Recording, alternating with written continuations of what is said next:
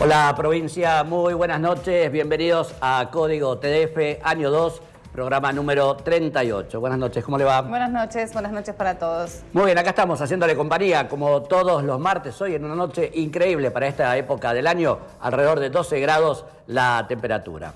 Como les decía, haciéndole compañía como todos los martes, el fin de semana próximo pasado se conocieron las listas y los candidatos para las próximas elecciones del mes de agosto y octubre, donde vamos a estar eligiendo 3 senadores y 2 diputados. Hemos preparado un informe especial para que conozca quiénes son los candidatos y los partidos que usted va a poder votar en las próximas elecciones. Acorde con esto, la consultora Vox Populi, como es habitual, ha realizado una consulta para ver qué se conoce de las elecciones, a quién se vota, a las personas o a los partidos, qué se le pide a un diputado o un senador, primero al país o la provincia. Todo eso, la encuesta que ha realizado la gente de Vox Populi.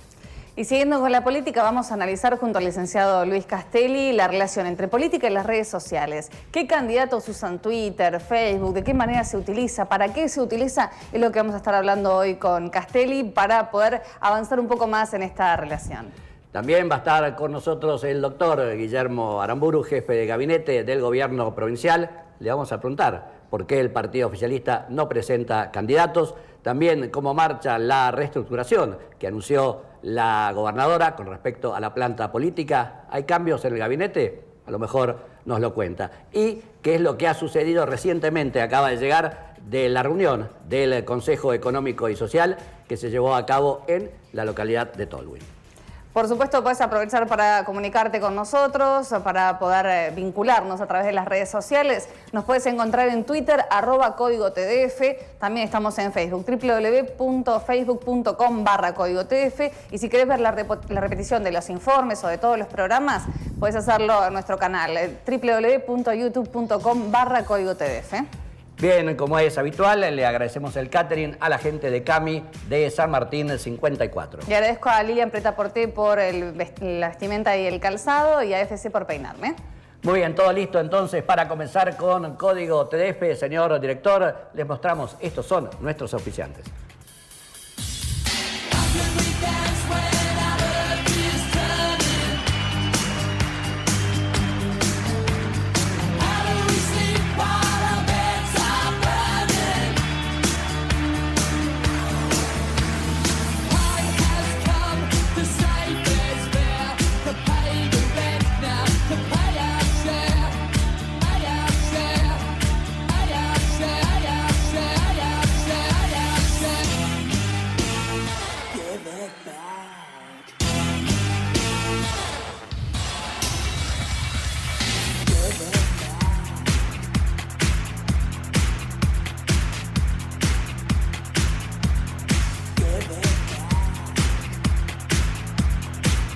Bien, comenzamos a recorrer este código TDF y como lo hacemos habitualmente con todos los temas que han marcado esta semana volcados en imágenes. Estos son entonces la semana en imágenes.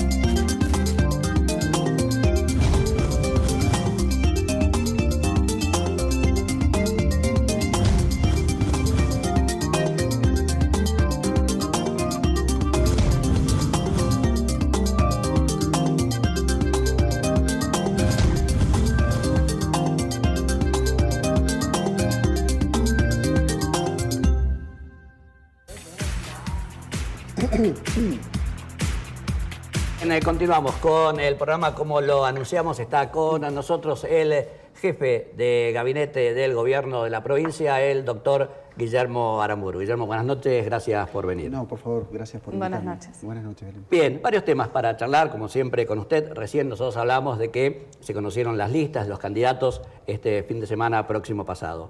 Y también en la semana anterior se conoció que el PCP, el partido gobernante, no iba a presentar candidatos. ¿A qué se debió? ¿Por qué se tomó esta decisión? Sí, en principio fue una decisión asamblearia, que el cuerpo de asambleístas que representan democráticamente dentro del partido a todo el movimiento del partido, se decidió en el contexto provincial la postura de no llevar a ningún candidato a elecciones nacionales.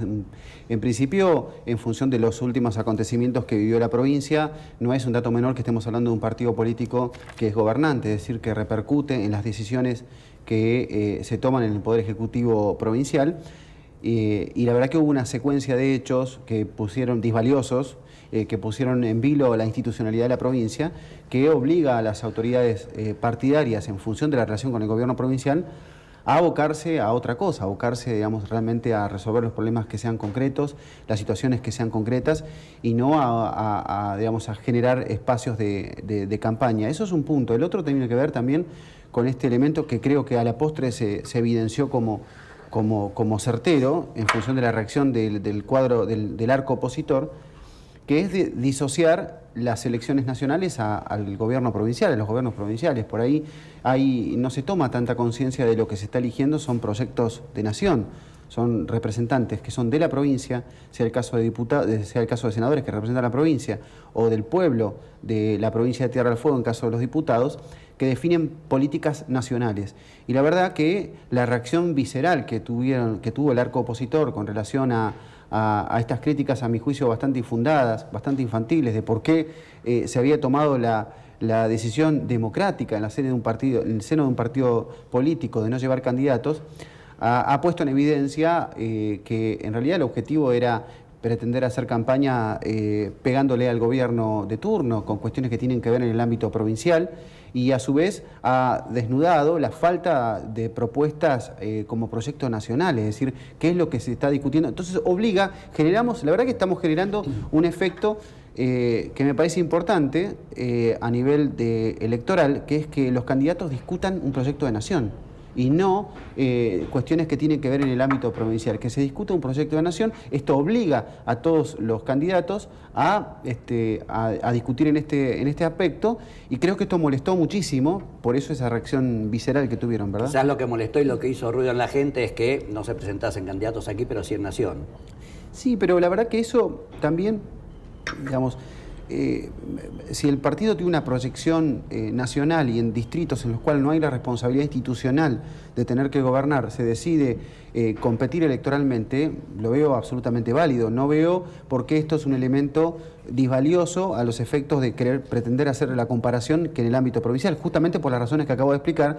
Y la verdad que tampoco veo que a otras fuerzas políticas que son o que pretenden generar espacios a nivel nacional se le haga la misma comparación. Me parece que no tiene sentido, ¿sí? Más que marcar una contradicción donde no la hay. Lo que hay es concretamente un gobierno provincial que tiene situaciones de conflicto, situaciones muy graves que resolver, que tiene que abocarse a gobernar, y un partido que apoya un gobierno que toma la decisión que en este distrito no se dirima una cuestión electoral en función de abocarse, abocar todas sus fuerzas a resolver los problemas diarios y que hacen a la gestión. Y en otros ámbitos, en otros distritos, tomaron una decisión distinta. Pero no fue un hecho menor que el mismo día que aquí se anuncia que no se va a competir, la propia gobernadora encabeza la presentación de una fórmula de otro distrito. Claro, pero o sea, no es una sola presentación de otro distrito. No, claro, pero la propia gobernadora, en función de ser una figura a los efectos partidarios, por el cargo que tiene, por la trayectoria que tiene Fabiana a nivel nacional, y obviamente esto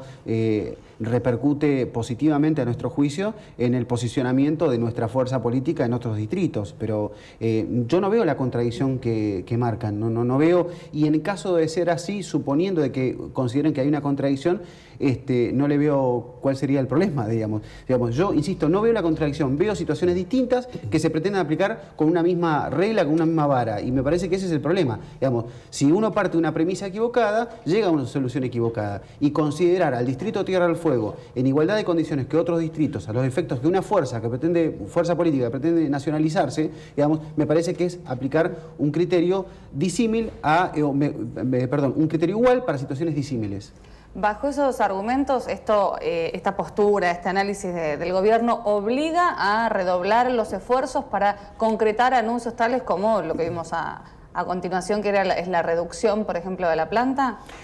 Sí. O sea, es decir, no me aboco a la política partidaria porque tengo que arreglar estos asuntos en casa. Sí o sí, el gobierno se tiene que abocar a eso ahora. Sí, por supuesto. De hecho, no es lo único, porque si no, en realidad uno aplicaría un criterio reduccionista, es decir, que lo único que se buscaría es en disminuir la planta política del gobierno.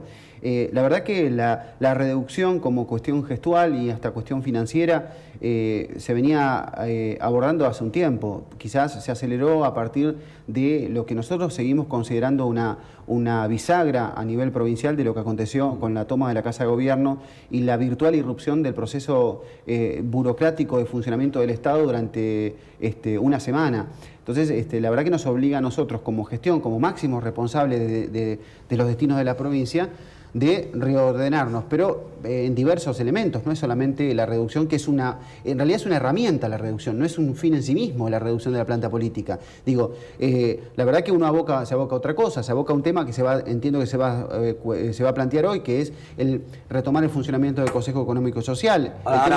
El tema de abocarse a políticas públicas o a legitimar políticas públicas a través de organismos donde están representados diversos estratos de la sociedad, digamos, inmediatamente después de lo que aconteció en Casa de Gobierno, se puso en funcionamiento esta maquinaria, hubo propuestas, la modificación del Consejo de la Magistratura, la ley de aguas, las modificaciones, los proyectos que tengan que ver con el IPAUS. O sea, eso me refiero cuando se habla de gestión y de reorientar la gestión para resolver problemas que son concretos y que son a mediano y largo plazo. La reducción de la planta política, que es algo que está en curso, que se está efectuando, efectivamente ya durante el transcurso de la semana pasada hubo reducciones, se continúan ahora porque hay que distinguir dos tipos de situaciones que son distintas. Una es los cargos de funcionarios de alto rango hasta el cargo de subsecretario, que son por decreto, digamos, el proceso es por decreto, y otros son de bajo de subsecretario, que es de director general para abajo, que son por resolución, o sea que va cada ministerio llevando a cabo esa reducción. Pero eso son herramientas, una herramienta no es un fin en sí mismo. ¿Cuándo se va a conocer el resultado de esa reducción de la planta política? Y pues creo que lo van a presentar, ya que se habló tantas veces de tanta planta política, genera este gasto. Supongo que cuando hagan la reducción van a decir, bueno, ahora tenemos esto y el gasto se redujo a esta cifra. Sí, por ahí, no sé si hacer una presentación pública, creo que es un gesto, como dije recién, como herramienta, que no pretendo hacer de esto un acto público donde se llegó a este resultado. Sí, por ahí pretendo de que muchos actores sociales que han hecho bastante hincapié en estos últimos tiempos, de ir haciendo a modo de conteo, a modo de riesgo país, iban contabilizando cómo iba la planta política de la gestión, bueno, que obren en consecuencia de ello y que dentro de un mes digan efectivamente cuánto se redujo la planta política, porque si no, la verdad que no son objetivos. Lo que querían era el amarillismo que suponía generar el crecimiento de la planta política sin asociarlo a esto, a la necesidad que supone contar con el recurso humano, sin entender que son personas que llevan a cabo funciones, digamos, y luego entiendo de que no serían objetivos si no dicen lo propio en función de la reducción. Igual si se hace la reducción es porque se puede prescindir de esa gente, o sea, se puede acotar la gestión. En realidad lo que se hace es sobrecargar a otras áreas. El trabajo es el mismo o más. El trabajo es el mismo o más. Lo que se hace en todo caso es redoblar los esfuerzos en la gente que está en el ámbito de la planta política y incrementar el esfuerzo de sobrecargar por ahí las plantas que continúan, digamos. No es que, digamos, porque está buena la pregunta, no hay una asociación directa de que si hay menos es porque no era necesario. No, la verdad que no. Necesarios eran y se tenían todos los que eran necesarios, digamos, que fue la discusión que uno intentó instalar cuando se planteaba discutir la planta política y sobre todo hablar del incremento de la planta política sin explicar la comparación con qué, porque cuando uno hacía la comparación con los municipios decía, no, bueno, no se puede comparar, y decía, bueno, no, digamos, cuando vos decís que creció, cuando vos decís que es mucho, lo decís en función de qué, o de qué es el parámetro que tomás a ese efecto, si no querés tomar el trabajo como elemento, ¿no querés tomar el trabajo? Bueno, ¿contra qué lo comparás? Bueno, tampoco. Entonces, la verdad que no es que se redujo en función de que sobraban, sino que lo que se hace es redoblar el esfuerzo, y esto ha sido un mandato claro del partido hacia el gobierno, digamos, de aquellas personas que tienen una convicción política de acompañar a la gestión, redoblar los esfuerzos en función de la reducción que es de índole financiera. Conjuntamente, cuando se habló de la reducción, también se habló, me acuerdo que lo charlamos con usted en la radio, de la posibilidad de cambios en el gabinete. ¿Se están analizando? ¿Ya están a la vista? Miren, la verdad que no es un tema que lo maneje yo, es un resorte de la gobernadora, el cambio de gabinete, por supuesto que lo define ella. Desconozco si hoy por hoy ella tiene previsto algún cambio en particular, eso no es una cosa que se maneje a nivel ministerial, eso lo define la gobernadora. Entiendo que por lo pronto los cambios tienen que ver con la restricción de la planta porque implicó modificaciones a las estructuras de cada uno de los ministerios. Casi todos los ministerios redujeron sus cargos de funcionarios de alto rango, con lo cual hay cambios en el sentido de que hay menos funcionarios de alto rango. Pero si por cambios de gabinete se refiere a cambios de ministros, sí. No, por lo pronto no. Lo llevo al tema del día, acaba de llegar recién de Tolwyn, se volvió a reunir el Consejo Económico y Social con temas importantes, entre ellos el IPAUS. ¿Cómo fue la reunión? ¿A qué han llegado? ¿Se vuelven a reunir la semana entrante? Sí, hoy fue la segunda edición ordinaria del Consejo Económico y Social. La verdad que se había planteado el Ejecutivo, conjuntamente con las charlas de subcomisión que hubo en todos estos días previos al encuentro de hoy, de abordar el tema central, que hoy pasa a ser la cuestión del IPAUS, con los sendos proyectos de modificación que se ha elevado del Poder Ejecutivo al Consejo previo a la remisión legislativa. Lo que hubo fue, digamos, una postura muy rígida de algunos sectores, primero pidiendo de que no de que deje de estar incorporado al IPAUS, el tema del IPAUS en el Consejo, cuestión que no era viable en función de que ya estaba prevista la incorporación, lo que había era que explayarse con relación al fondo de la cuestión. La verdad que fue bastante pobre la discusión de algunos actores que no comparten la modificación, pero a su vez no contraproponen nada, digamos. No hay otro proyecto. No hay otro proyecto, digamos. Concretamente es no, porque no, y el no está acompañado de ninguna propuesta que merite o se genere debate. La verdad que la decisión final no se llevó a cabo el día de hoy, producto de que los consejeros que son concejales, como representan órganos colegiados, sí, no tenían mandato, entonces pidieron supeditar unos días más y esto va a ser el día 2 de julio, otra vez en Tolwyn a las 14 horas, donde se va a tomar esa definición. ¿Qué es lo que se va a definir el martes? Si se aprueban los proyectos de reforma que impulsa el gobierno o se rechazan, si se sigue discutiendo, ¿qué es lo que se define puntualmente el martes? La propuesta del Ejecutivo, si se aprueban o no en el seno del Consejo los proyectos con más las modificaciones que se quisiera hacer o se quisiese hacer a los proyectos que el Ejecutivo puso a consideración del Consejo Económico y Social. Se está absolutamente abierto a que haya otra alternativa que tienda a elevar a la legislatura alguna propuesta que suponga la revisión de lo que hoy es el régimen, porque es de público y notorio que el régimen no está funcionando.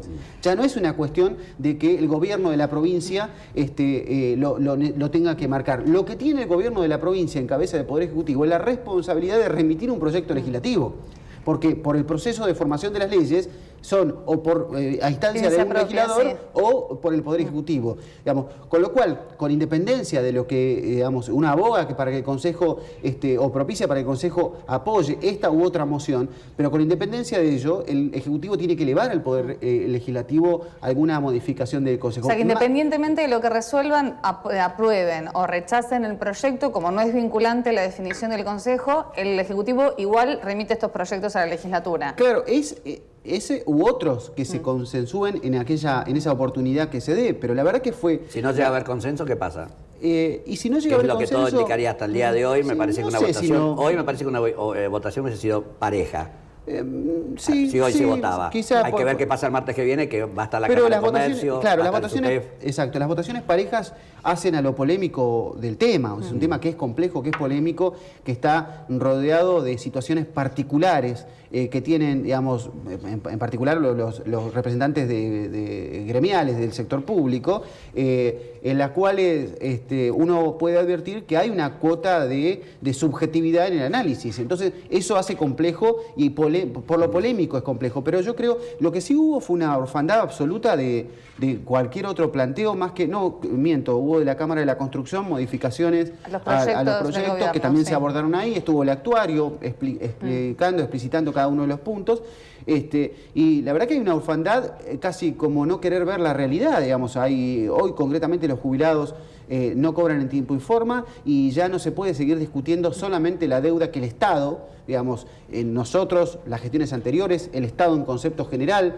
como concepto jurídico, no el gobierno de turno, le puede deber al EPAU, sino que esto no resuelve la situación deficitaria estructural que tiene el organismo, que es lo que creo que hay que abordar. Y uno de los puntos que fue importante, agregado por algunos de los consejeros, también tenía que ver con esta situación de que la razón de ser de la inclusión en el Consejo de la modificación del IPAUS era que no se trataba de empleador o empleado en términos de relación laboral, sino que hay una cláusula constitucional del artículo 51 y 52 que prevé que dispara una garantía constitucional que la tiene que pagar toda la ciudadanía.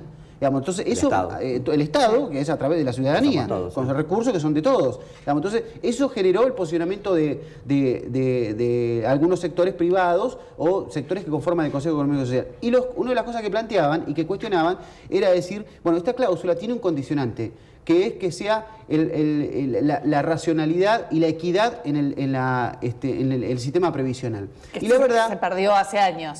Pero la equidad no solamente entendida en términos internos, es decir, dentro del sector público, la equidad en sentido de ciudadanía. Sí. Digamos, ya que el sector privado, público, va a aportar para esto, veamos qué equidad hay, porque realmente la situación de previsional o de jubilación del sector privado no es la misma que el sector público. Entonces, de entrada no hay equidad a los efectos de disparar la cláusula constitucional. Y creo que es un tema importante, polémico, pero yo creo que vamos a llegar a un buen puerto, abogo que esto sea así, y si no, de todas maneras, igual el Ejecutivo tiene la obligación de remitir a la legislatura los proyectos de ley.